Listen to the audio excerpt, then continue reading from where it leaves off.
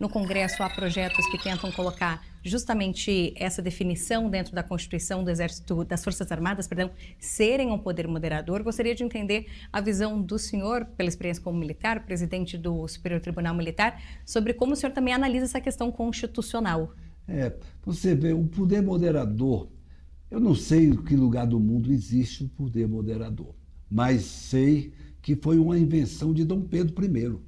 Dom Pedro I, como imperador, ele queria ter uma ascendência sobre os demais poderes.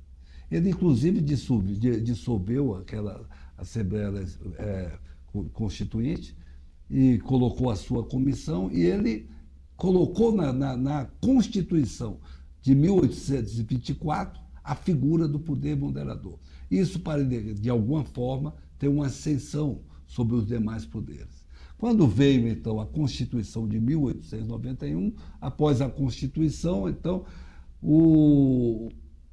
a época, procurando imitar os americanos, os Estados Unidos, em 1891, foi criada a nossa Suprema Corte, a exemplo do que existia na Suprema Corte americana. E muitas das atribuições dadas ao poder moderador foram colocadas, então, para a Suprema Corte.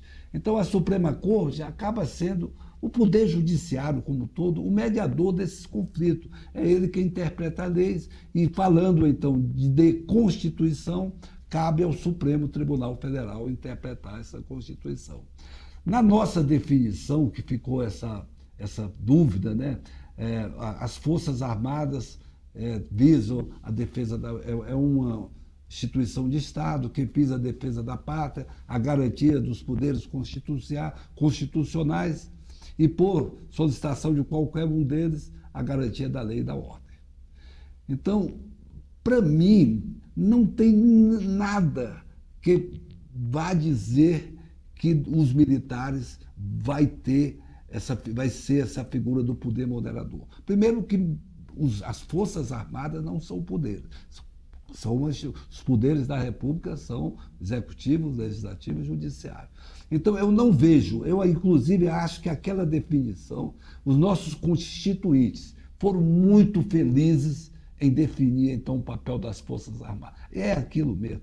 E sobre a GLO, a garantia da lei e da ordem, é um instrumento que o Executivo tem, o Presidente da República tem, para, numa necessidade, numa extrema necessidade, uma reunião com 100 chefes de Estado, precisa reforçar a nossa segurança pública. Então, o Presidente da República tem esse instrumento para manter a segurança naquele momento.